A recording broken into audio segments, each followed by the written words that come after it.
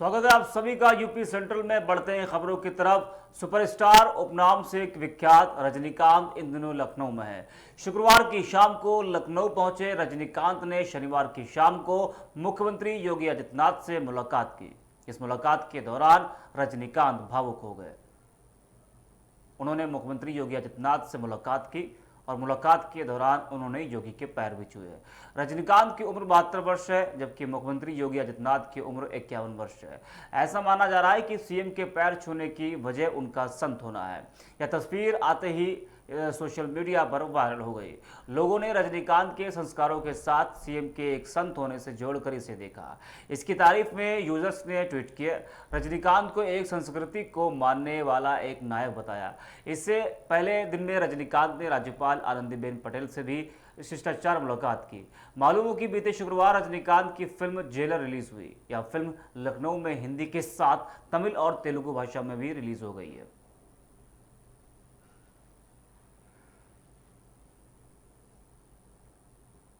कांग्रेस के प्रदेश अध्यक्ष पूर्व विधायक अजय राय 24 अगस्त को लखनऊ स्थित प्रदेश कार्यालय पहुंचेंगे।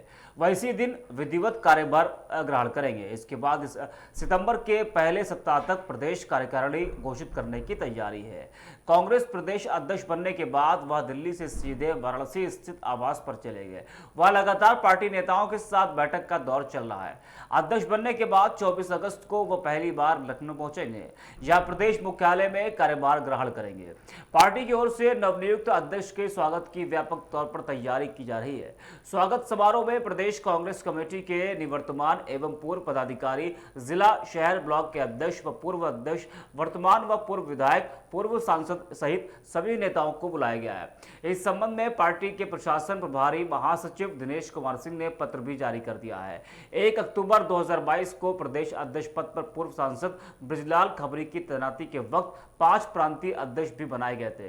इन्हीं प्रांतीय अध्यक्षों में शामिल अजय राय को अध्यक्ष पद की जिम्मेदारी सौंपी गई है।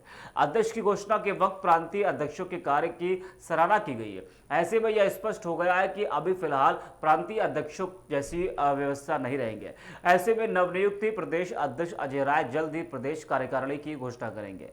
इसमें अध्यक्ष, महासचिव, सचिव सहित अन्य पदाधिकारी होंगे। इस संबंध में नवनियुक्त अध्यक्ष अजय राय ने कहा कि उनकी कोशिश होगी कि जल्द से जल्द प्रदेश कार्यकारिणी की घोषणा की जाए। पार्टी के ज्यादातर साथी सक्रिय और पुराने हैं। सभी की कार्यक्षमता के अनुसार जिम्मेदारी दी जाएगी ताकि लोकसभा चुनाव में पार्टी का प्रदर्शन बेहतर हो सके। लंबे समय से सियासी वनवास झेल रही कांग्रेस उत्साह में है। वह प्रदेश अध्यक्ष अजय राय के स्वागत समारोह के जरिए ताकत दिखाने की भी तैयारी में है। यही वजह है कि सभी निवर्तमान और पुराने पदाधिकारियों व अन्य नेताओं को बाकायदा संदेश भेजा गया है। सभी से ज्यादा लोगों को साथ लेकर प्रदेश मुख्यालय पहुंचने की अपील की गई है।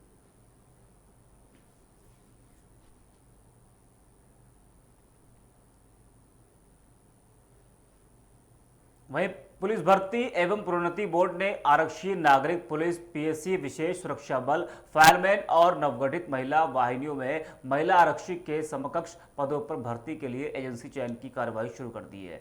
बोर्ड ने 52,699 आरक्षी के पदों पर सीधी भर्ती की परीक्षा और अन्य कार्यों के लिए कार्यदायी संस्थाओं से आशय पत्र, एक्सप्रेशन ऑफ इंटरेस्ट आमंत्रित किया है। 25 अगस्त तक कार्यदायी संस्थाओं को बोर्ड में आशय पत्र जमा करना होगा और सबसे बेहतर प्रस्ताव देने वाली संस्था को सीधी भर्ती कराने का कार्य सौंपा जाएगा। वहीं सूत्रों के मुताबिक कार्यदायी संस्था के चयन के बाद अक्टूबर में अभ्यर्थियों से ऑनलाइन आवेदन आमंत्रित करने की तैयारी है। इसमें 20 से 25 लाख अभ्यर्थियों के आवेदन का अनुमान है। बता दें कि 3 वर्षों से प्रदेश पुलिस में करीब 36,000 आरक्षियों की भर्ती की कवायद हो रही थी, लेकिन कार्यदायी संस्थाओं की रुचि न लेने से बार बार अड़चन आती रही। बीते नवंबर में भी कवायद हुई थी, लेकिन सिर्फ टाटा कंसल्टेंसी सर्विसेज टीसीएस ने ही रुचि दिखाई थी, जिससे निविदा निरस्त करनी पड़ी। वहीं डीजीपी मुख्यालय से आरक्षी के पदों पर भर्ती के कुछ अतिरिक्त प्रस्ताव बोर्ड को भेजने से भर्तियों की संख्या बढ़ाकर 52,699 कर दी गई। अब बोर्ड ने दोबारा कार्यदायी संस्था के चयन की कवायद शुरू की है।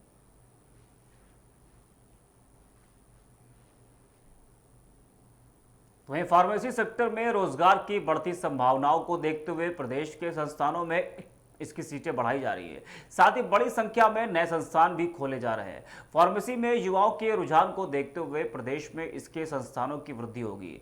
इसके लिए 200 से अधिक नए संस्थानों ने संबद्धता के लिए आवेदन किया है। इसकी प्रक्रिया आखिरी चरण में है। 22 अगस्त से प्रस्तावित नए सत्र की प्रवेश काउंसलिंग से पहले संबद्धता मिली तो डिप्लोमा इन फार्मेसी में लगभग 12,000 सीटें बढ़ जाएंगी। कोविड काल के बाद पूरे देश में फार्मेसी के क्षेत्र में रोजगार की संभावनाएं बढ़ी हैं। इसे देखते हुए फार्मेसी में डिग्री के साथ डिप्लोमा संस्थानों की संख्या में तेजी से वृद्धि हुई है। नए सत्र 2023-24 में pharmacy council of India (PCI) से एनओसी मिलने के बाद 200 से अधिक संस्थानों ने प्राविधिक शिक्षा परिषद में संबद्धता के लिए आवेदन किया है। जल्द ही इनकी संबद्धता फाइनल होगी। इन संस्थानों में पहले सत्र में न्यूनतम 60 सीटों के साथ पढ़ाई शुरू होगी। ऐसे में प्रदेश में लगभग 12,000 सीटें बढ़ाई जाएंगी। शासन ने प्रदेश के राजकीय व अनुदानित 166 पॉलिटेक्निक संस्थाओं में विभिन्न पाठ्यक्रमों में शैक्षिक सत्र 2023-24 के लिए 49,778 सीटें निर्धारित की है। इनमें 10% EWS कोटा भी शामिल है। इन संस्थानों में सामान्य पाली में कुल प्रवेश क्षमता 44,139 निर्धारित है। स्ववित्तीय पोषित योजना में 2162 सीटों का निर्धारण किया गया है। तो शासन ने सीटों का निर्धारण करते हुए निर्देश दिया है कि सभी संस्थानों को जो है सूचित किया जाए। प्रवेश निर्धारित सीटों पर ही होगा। AICTI, PCI व आर्किटेक्चर काउंसिल से मान्यता के बाद ही इनमें प्रवेश होगा।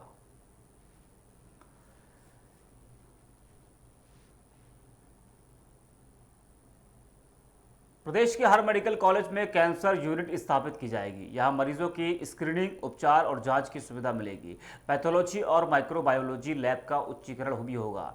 यह व्यवस्था चरणबद्ध तरीके से लागू की जाएगी। इससे मरीजों को पहले एवं दूसरे चरण में ही चिन्हित किया जा सकेगा। गंभीर मरीजों को समय से चिकित्सा संस्थानों में रेफर कर उनकी जान बचाई जा सकेगी। अभी KGMU, SGPGI, लोहिया संस्थान और Kalyan Singh super speciality cancer संस्थान में कैंसर के उपचार एवं अत्याधुनिक तरीके की जांच और सिकाई की सुविधा है। कुछ राजकीय मेडिकल कॉलेजों में भी स्क्रीनिंग और जांच शुरू की गई है। शनिवार को राजकीय मेडिकल कॉलेज कन्नौज में 220 बेड का कैंसर अस्पताल भी शुरू कर दिया गया है। अब हर मेडिकल कॉलेज में कैंसर यूनिट स्थापित करने की तैयारी है। इसके लिए चिकित्सा शिक्षा विभाग ने प्रस्ताव तैयार किया है। इन यूनिट को जांच और उपचार से जुड़े विभागों के विशेषज्ञों को मिलाकर बनाया जाएगा। पहले चरण में 6 और दूसरे चरण में 7 राजकीय मेडिकल कॉलेजों में यह यूनिट बनेगी। फिर स्वशासी राज्य चिकित्सा महाविद्यालयों में यह व्यवस्था लागू की जाएगी। इन यूनिटों के जरिए मरीजों की जांच कर कैंसर की स्थिति की पड़ताल की जाएगी। फिर मरीज की स्थिति के अनुसार सुपर स्पेशलिटी अस्पतालों में रेफर किया जाएगा। इस व्यवस्था से जहां लखनऊ के सुपर स्पेशलिटी अस्पतालों में जहां भीड़ कम होगी, वहीं समय रहते मरीजों को इलाज के लिए दूसरे शहरों में भटकना नहीं पड़ेगा। प्रदेश में हर साल कैंसर के 2,45,000 मामले सामने आ रहे हैं। प्रदेश में यह 1.6% की दर से बढ़ रहा है। कैंसर से सर्वाधिक मौत यूपी में होती है। यहाँ वर्ष 2020 में 1,11,491 और वर्ष 2021 में 1,14,128 और वर्ष 2022 में 1,16,818 लोगों की मौत हुई, जबकि पूरे भारत में वर्ष 2022 में 8,08,558 की मौत हुई है। वही national centre for disease informatics की निगरानी में कैंसर रजिस्ट्री शुरू की गई है, लेकिन अभी सभी मरीजों का ब्यौरा नहीं मिल पाता है। ऐसे में कैंसर मरीजों के लिए पॉलिसी बनाने में समस्या होती है। इसे देखते हुए अब छोटे छोटे केंद्रों को भी कैंसर रजिस्ट्री से जोड़ने की योजना है। स्वास्थ्य विभाग जिला अस्पताल में स्क्रीनिंग की सुविधा देगा तो आशा एवं ANM को रोग के लक्षण के बारे में प्रशिक्षित करेगा। इसके बाद गांव-गांव मरीजों की स्क्रीनिंग कर चिन्हित किया जाएगा।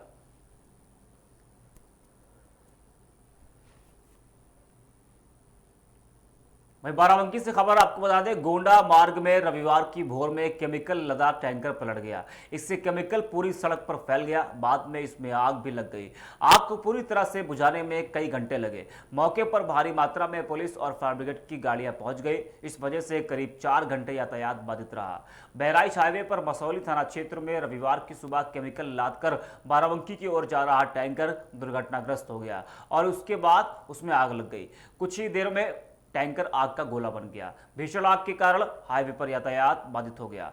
फायर ब्रिगेड की 4 गाड़ियों ने करीब 3.5 घंटे की कड़ी मशक्कत के बाद आग पर काबू पा लिया और इसे लेकर अफरा तफरी का माहौल भी हो गया। इस दौरान करीब 4 घंटे यातायात ठप रहा। पुलिस के अनुसार बाराबंकी बहराइच हाईवे पर मसौली थाना क्षेत्र में पशु बाजार के पास भोर करीब 3:45 पर एक टैंकर दुर्घटनाग्रस्त हो गया।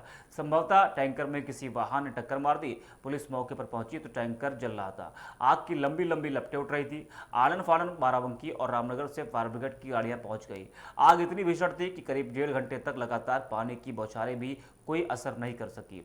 इस दौरान बाराबंकी बहराइच हाईवे पर यातायात रोक दिया गया। 7 बजे के बाद आग की लपटें ठंडी हुई। पुलिस ने क्रेन कर पूरी तरह से जल चुके टैंकर को हाईवे से अलग करवाया।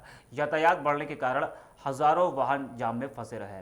करीब 8 बजे यातायात पूरी तरह से बहाल हुआ। मसौली के थानाध्यक्ष अभिषेक तिवारी ने बताया कि टैंकर में कोई केमिकल लदा हुआ था। इसकी जांच फायर ब्रिगेड द्वारा की जा रही है। यातायात बहाल कर दिया गया है। मौके पर चालक या कोई अन्य व्यक्ति नहीं मिला है। पुलिस टैंकर के चालक और मालिक का पता लगाने में जुटी है।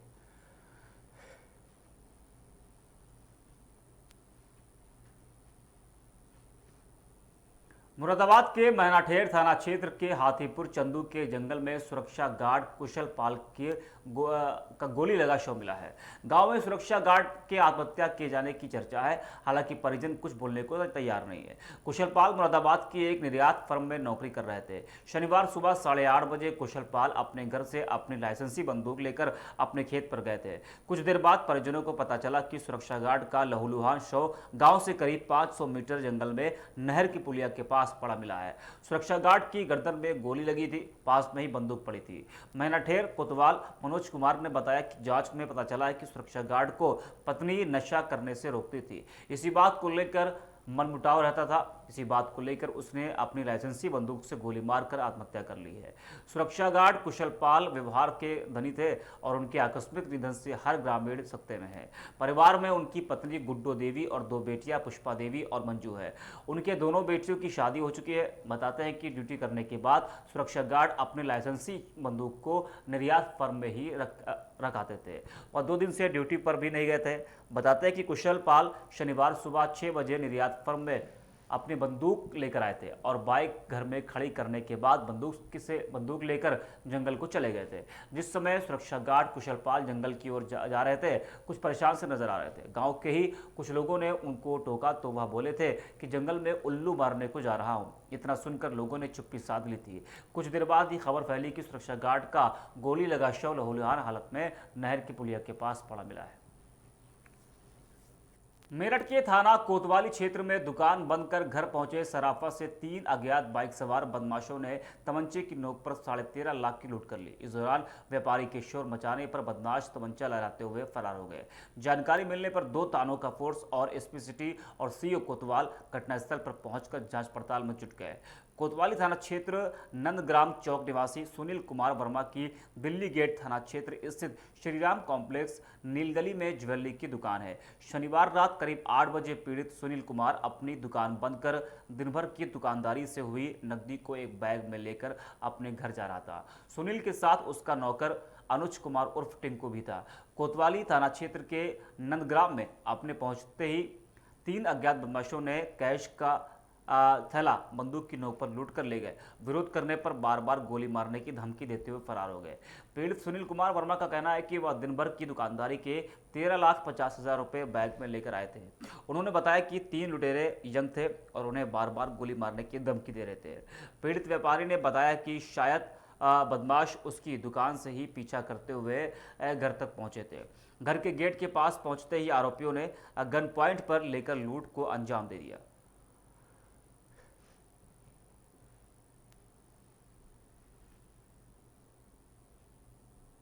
मथुरा के गोवर्धन क्षेत्र में शनिवार को गिरिराज जी की सतकोसी परिक्रमा के दौरान साधु वेशधारी एक व्यक्ति ने 5 साल के बच्चे की सड़क पर पटक पटक कर हत्या कर दी। पुलिस ने यह जानकारी दी है। जी हां, आपको बता दें कि मथुरा से खबर है, जहां पर गिरिराज जी की सतकोसी परिक्रमा के दौरान साधु वेशधारी एक व्यक्ति ने एक बच्चे की हत्या कर दी। पुलिस ने जानकारी दी है। घटना से गुस्साए ग्रामीणों ने आरोपी को पकड़कर बुरी तरह पीटा और बाद में उसे पुलिस को सौंप दिया है। वहीं एसपी ने बताया कि शनिवार को साधु वेशधारी ओम प्रकाश गोवर्धन में गिरिराज पर्वत की सतकोसी परिक्रमा कर रहा था। राधाकुंड क्षेत्र में परिक्रमा के दौरान आरोपी पिता हरपाल की खाने पीने की चीज़ें बेचने में मदद कर रहे 5 साल के अंकित से नाराज हो गया और सड़क पर पटक पटक कर उसकी हत्या कर दी।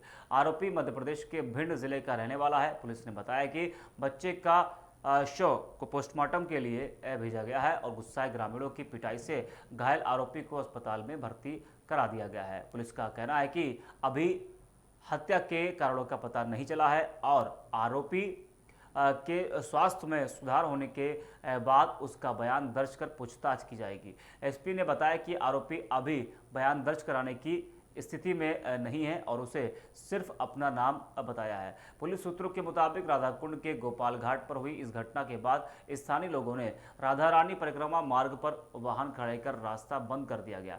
घटना की जानकारी मिलने पर गोवर्धन की उप जिलाधिकारी दीपिका मेहर एवं एसपी त्रिगुण बिसेन मौके पर पहुंचे। दोनों अधिकारियों ने मृतक के परिवार को उचित मुआवजा और आरोपी के खिलाफ सख्त कार्रवाई का आश्वासन देकर रास्ता खुलवाया।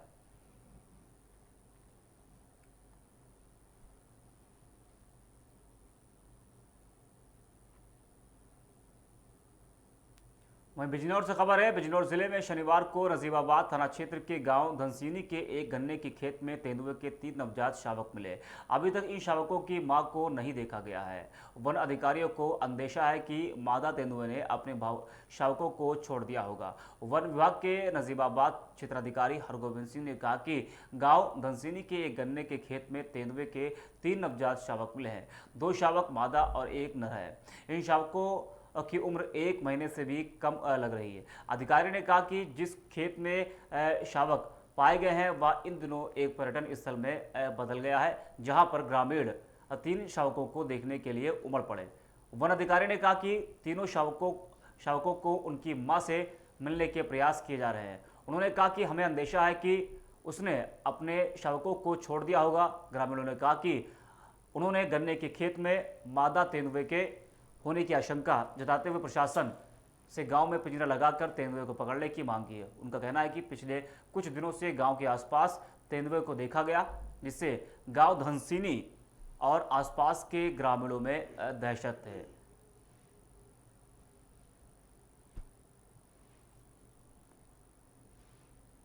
वहीं गोंडा के परिषदीय विद्यालयों के अध्यापकों ने अनूठी पहल शुरू की। अब कठपुतली कला के जरिए बच्चों को शिक्षा दी जा रही है, जिसको लेकर वहां पर पढ़ने वाले बच्चे काफी उत्सुक नजर आ रहे हैं। शिक्षक कठपुतली को घुमाते व नचाते हुए बच्चों से संवाद कराते हैं। शिक्षा के क्षेत्र में कठपुतली का प्रयोग प्राइमरी स्कूलों में चल रहा है। कठपुतलियों का पुराने समय से ही ज्ञान के प्रसार, मनोरंजन और सीखने सिखाने में खासा महत्व रहा है, जिसको देखते हुए अब छोटे बच्चों के शिक्षण प्रणाली के लिए इस माध्यम से शिक्षा दी जा रही है।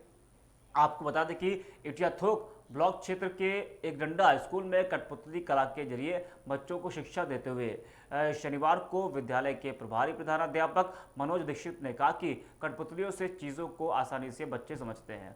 उन्होंने कहा कि कठपुतली कला के जरिए बच्चे सब कुछ आसानी से सीखते हैं। पढ़ाई का यह नया तरीका है, जिससे उन्हें काफ़ी कुछ सीखने को मिल रहा है। प्रभारी प्रधानाध्यापक ने बताया कि बच्चे आज के दौर के बच्चे मोबाइल की गिरफ्त में हैं। कठपुतली के शिक्षा के माध्यम से उन्हें मोबाइल की गिरफ्त दूर करने में मदद मिलेगी। बच्चे कठपुतलियों से भावनात्मक रूप से जुड़ जाते हैं। उन्होंने बताया कि बहुत अच्छा लगता है।